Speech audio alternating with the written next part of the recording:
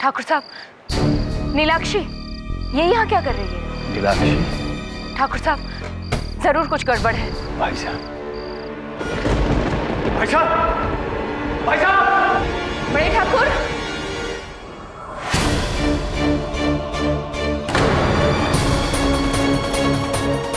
उज्जवल भाई साहब, भाई साहब, भाई साहब!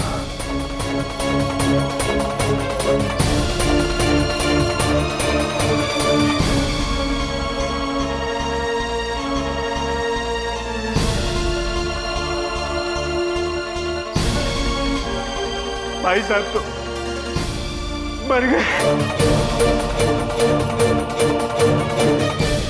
इनके पैर पे सांप के कांटे का निशान है। ये नीलाक्षी का ही काम है। तुम्हारा शक सही था मस्तानी, वो लड़की नागिन है। दिसंबर चाचा, गांव वालों को इकट्ठा करो, हम उस नागिन को नहीं छोड़ेंगे।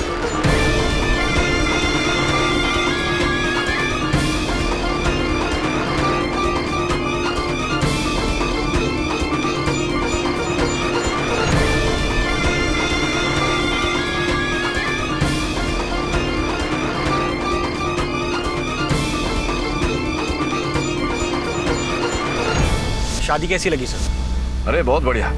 मुझे नहीं पता था यहाँ गांव में लोग मुझसे और मेरे मुकदमों से परिचित हैं। I felt very good.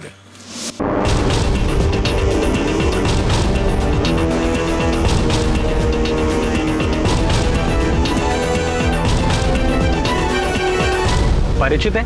सब पूरा जिला आपके फैन से भरा हुआ है, इसीलिए तो मेरी मौसी ने इंसिस्ट किया था कि मेरी कजन की शादी में मैं आपको जरूर लेकर आऊं। Thank you for coming sir. अरे आई एंजॉयड।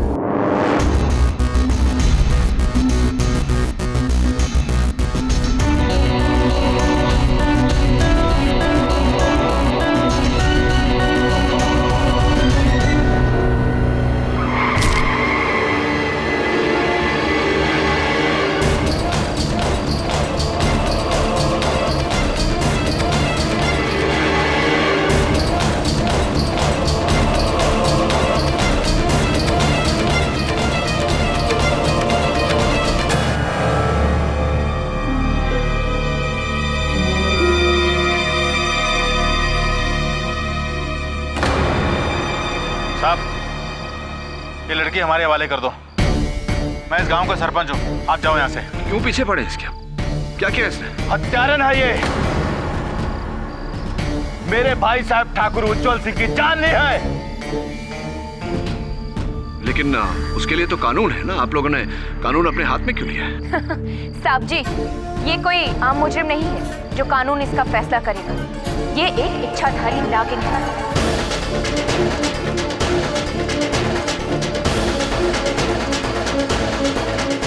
और इसका फैसला कानून नहीं, हम करेंगे। इसका जहरीला फन कुचलकर। What? ये क्या कह रहे हैं आप लोग? ये लड़की इच्छाधारी नागिन? देर आए पर दुरुस्त आए। लो आ गया कानून। चल नागिन।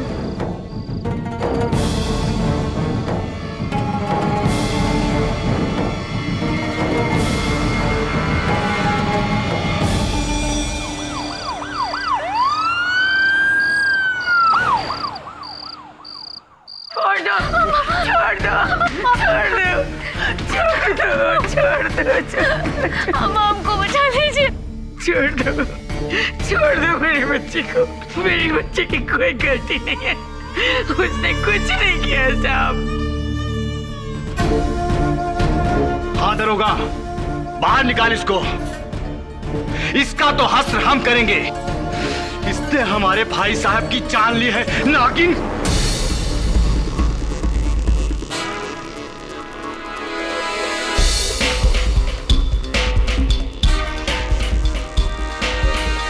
ये क्या कर रहे हैं आप लोग? कौन से युग में रहते हैं आप सब? इच्छाधारी नागिन, ये तो कथाओं की बात है, होता नहीं है ऐसा कुछ। आपके शहर में नहीं होता होगा साहिब। आपके शहर में तो लोग भगवान को भी नहीं मानते। ये सब तो दूर की बात है। देखिए साहब, आप यहाँ नए आए हैं, आप इस लड़की के बारे में कुछ नहीं जानते हैं। हम इसे बचपन से जानते हैं, इसका पूरा इतिहास जानते हैं। तो कहना क्या चाहते हैं आप? कि ये बच्ची नागिन का रूप लेकर डसती है सबको। अटर नॉनसेंस, अनबिलीवेबल, अंधविश्वास की हद होती है। ओ भाई साहब, तुमको तसल्ली दिलाना हमारा काम नहीं है। अपना रास्ता नापिए, ये हमारा आपस का मामला है। चले जाइए। साहब, साहब हमें छोड़ के मत जाइएगा साहब। साहब आपके जाने के बाद ये लोग हमको मार डालेंगे। मेरी बच्ची।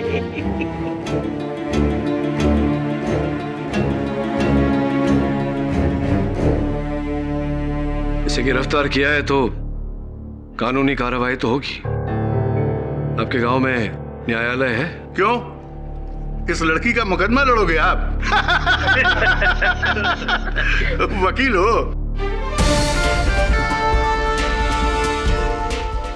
एडवोकेट केडी पाठक।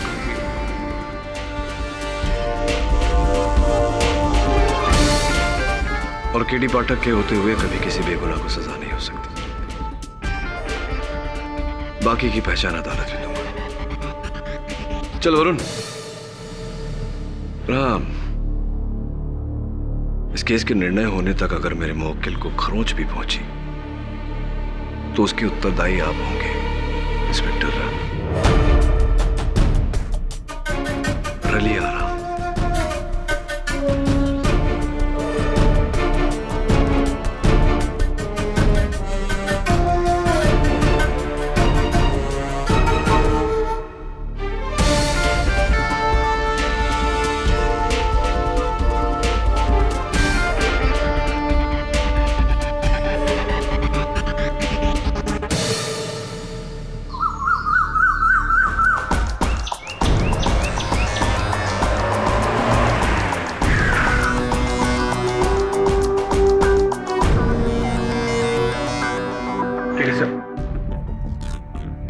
एक बार फिर से सोच लीजिए, हम इस लड़की को अच्छी तरह से जानते भी नहीं है।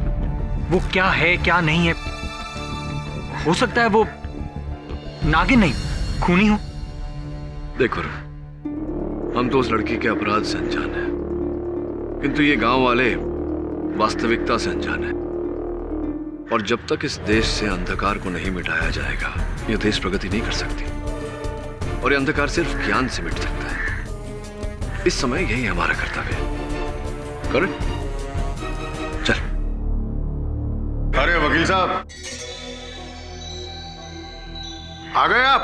हाँ ना, लगता तो ऐसा ही है। आ गए ना हम। मैं विशंभर हूं, इस हवेली का पुराना वफादार। उस रात उजागर सिंह जी के बड़े भाई उज्जवल सिंह जी के अलावा यहाँ पे और कोई नहीं था। आइए हुजूर।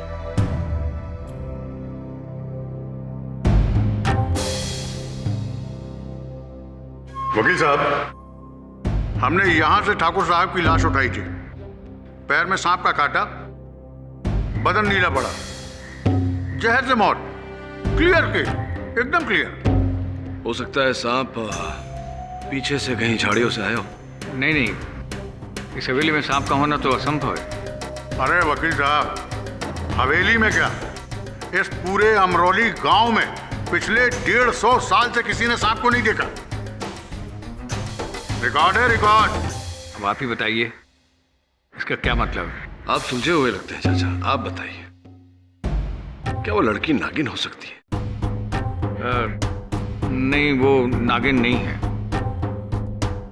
वो विषकन्या है। ठीक कह रहे हैं चाचा।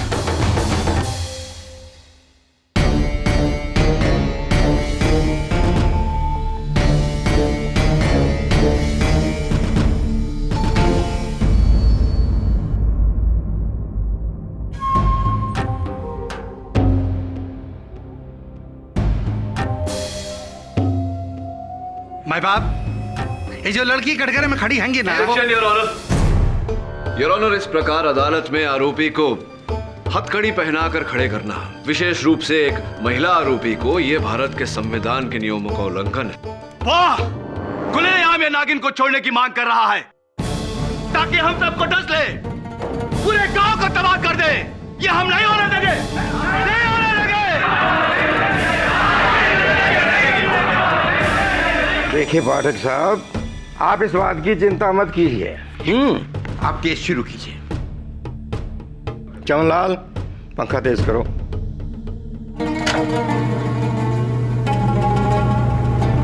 क्षमा चाहता हूं योर ऑनर, किंतु जब तक ये हथकड़ियां उतारी नहीं जाती मैं अपना पक्ष नहीं रख पाऊंगा।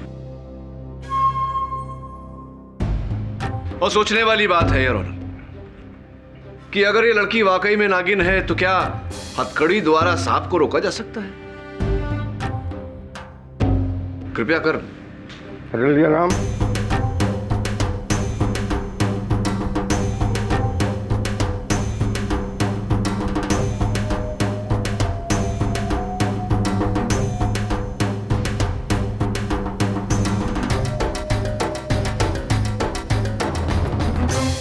खुश हैंगे वकील साहब, खुश हैंगे। हाँ, बड़े शहर के बड़े वकील साहब।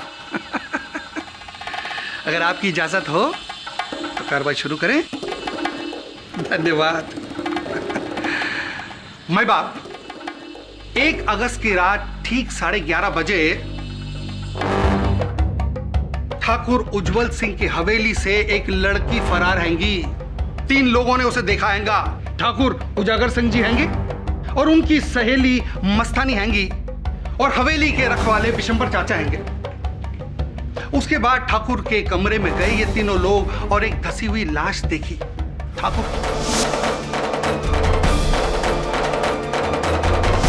माई बाप गांव वालों का कहना हैगा कि ये लड़की नागिन हैंगी। अब कैसे मान ले कि ये लड़की नागिन हैंगी? यहां सारे सब भी पढ़े लिखे लोग हैंगे। क्यों वकील साहब? अब प्रोसिक्यूशन का यह दावा हैगा कि यह लड़की ठाकुर की हवेली में उस रात अपने साथ एक नाग लेकर गई और उस कमरे में उस नाग को छोड़ा। उस नाग ने ठाकुर को डसा।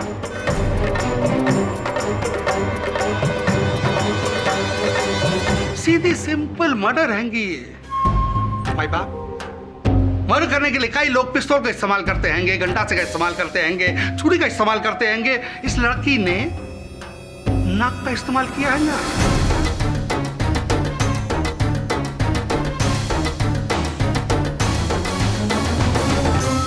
अरे साहब, इसे बाहर से नाग लाने की क्या जरूरत है? ये तो खुद ही सांप है। नागिन कहेंगी। Objection your honour. Your honour, इस प्रकार अदालत की कार्यवाही के बीच में बोलकर कार्यवाही को खंडित करना, भंग करना, ये अनुचित है योर ऑनर। मस्तानी जी, आप यहां आकर के अपनी बात कहिए। वैसे तो पूरा अमरौली इस नीलाक्षी की कहानी के बारे में अच्छे से जानता है, लेकिन इस नए वकील के लिए हम ये कहानी फिर से दोहरा देते हैं। हुआ ये था कि 20 साल पहले इस विधवा दुलारी को ये लड़की छत्तीसगढ़ के जंगलों में मिली थी, वो भी सांपों के डेरे के बीच में।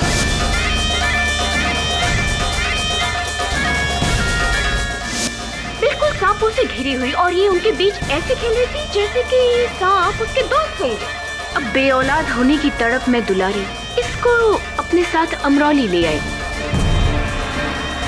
इसे पाला पोसा बड़ा किया, बिल्कुल अपने बच्चे की तरह। लेकिन ये नीली आंखों वाली नीलाक्षी आम बच्चों की तरह नहीं है। ये सबसे अलग थलग रहती, किसी से बात नहीं करती, यहाँ तक कि देवी देवताओं के मंदिर भी नहीं जाती थी ये। जब भी कोई जानवर इसके सामने आता ना तो घबरा जाता। घोड़ा इसके सामने आता तो बिदक उठता, कुत्ते आते तो भौंकने लग जाते, मानो कि वो इसके अंदर बसी नागिन को पहचान रहे हों। ऊपर से इसकी नागमणि जैसी नीली आंखें। मुझे तो पहले से ही शक था कि ये लड़की। सुन लिया आपकी कथा मस्तानी जी। घोड़ों का बिलखना, कुत्तों का भौंकना, इनकी नीली आंखें होना, तो इन्हीं बातों के आधार पर आप सबने ये निर्णय ले लिया कि नीलाक्षी ही नागिन है। ये नागिन है और मैंने इसे रूप बदलते हुए देखा है।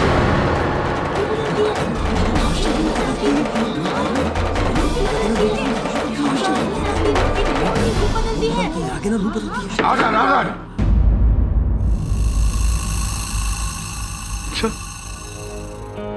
अगर आपको आपत्ति ना हो तो कुछ प्रश्न करो। धन्यवाद। तो अब कह रही थी कुछ अपने रूप बदलते हुए देखा है। जी हाँ, एक दिन मैं हवेली से लौट रही थी तो दुलारी के घर के पास मैंने देखा कि एक सांप गुजर रहा था। पहले तो मैं एकदम घबरा गई कि भाई इतने सालों से जब अमरौली में एक भी सांप नहीं देखा गया तो ये सांप आया कहाँ से। लेकिन फिर भी जैसे तैसे हिम्मत करते हुए मैं आगे बढ़ी और उस सांप का मैंने पीछा किया और मैंने देखा कि वो सांप एक पेड़ के एक सिरे से घुसा और थोड़ी ही देर बाद दूसरे सिरे से ये नीलाक्षी बाहर निकली।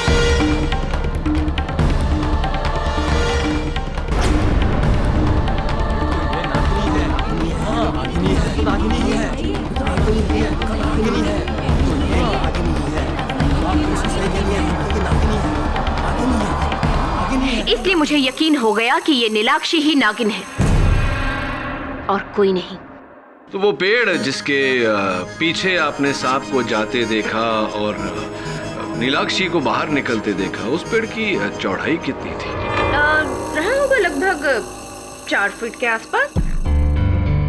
4 फीट के आसपास। अब देखिए, नीलाक्षी की कुल मिला के चौड़ाई शायद 2 फीट से कम ही होगी।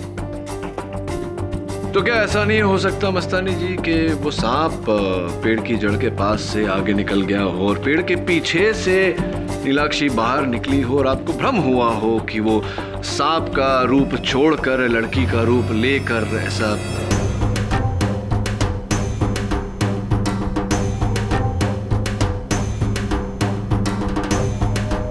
जी नहीं, जब इतने सालों से अमरौली में कोई सांप देखा ही नहीं गया तो फिर वो सांप आया कहां से। और एक अकेली मैं ही नहीं हूँ जो इस नीलाक्षी की सच्चाई के बारे में जानती हूँ। अगर आप चाहे तो हमारे मंदिर के पंडित जी पुरोहित जी से ही पूछ लीजिए। जज साहब, आपकी अनुमति हो तो पुरोहित जी को बुलाएं। जय मां दुर्गे, जय मां दुर्गे, जय मां दुर्गे, जय मां दुर्गे। जजमान, हम ठहरे संसार और माया जाल से दूर रहने वाले ब्रह्मचारी। हमें क्या पता ये कन्या नागिन है या कोई बाला, परंतु हम इतना अवश्य जानते हैं ये कन्या नाग देवता को पूजती है। हमने कई बार इसको नाग देवता की मूर्ति के सामने नमन करते हुए देखा है।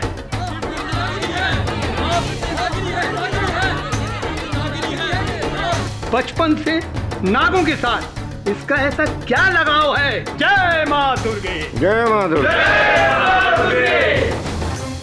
राम राम माई बाप। अब आप तो जानते हैं हम कानून के आदमी हैं और दूसरा हम वर्दी में। झूठ बोलने का तो कोई चांस ही नहीं। ये जो लड़की है ना, बहुत ही अजीब, इसका हरकत भी नागिन जैसे ही है। अब एक बार हम भरी बरसात में तालाब के किनारे से जा रहे थे। अब आपको क्या बताएं माई बाप, हम देखे कि ये तालाब के किनारे बैठ के मेंढक को पकड़ के खा रही थी।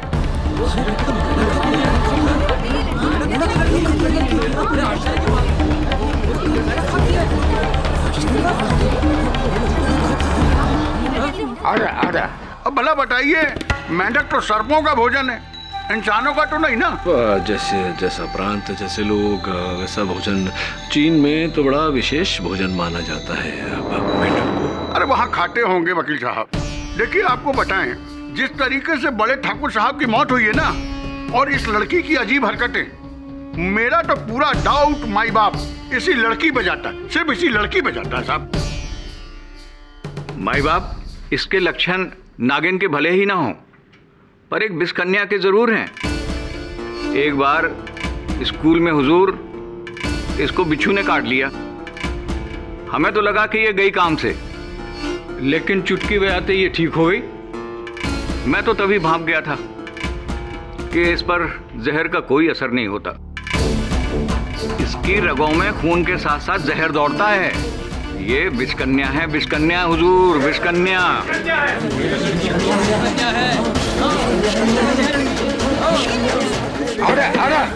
धन्यवाद मीरा जी। लरी सिंह जी, आप तो गांव के सरपंच हैंगे जी। आपकी आवाज गांव की आवाज हैगी। बिल्कुल सही कहा आपने। तो बताइए, ये लड़की विष कन्या हैगी या नागिन? या केवल परिस्थितियों के शिकार? जज साहब, नीलाक्षी को मैं बचपन से जानता हूं। माना कि वो एक सबसे अलग लड़की है, लेकिन मैंने उसे आज तक किसी को कोई नुकसान पहुंचाते नहीं देखा। मैं नहीं मानता कि वो कोई विष कन्या है या नागिन। ठाकुर के पांव में सांप के कांटे का निशान हैगा। भाई, मैं वो नहीं जानता। नीलाक्षी, उस रात तुम उस कमरे में थी। अदालत को बताओ कि किन परिस्थितियों के चलते तुम हवेली पहुंची।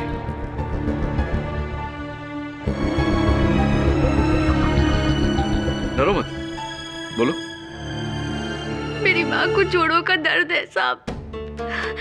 ठाकुर उजागर सिंह ने कहा था कि शहर में उसकी दवा मिलती है, तो माँ की दवा वो ले आएंगे शहर से। और बड़े ठाकुर के बुलाने की वजह से मैं उनके पास वो दवा लेने गई थी।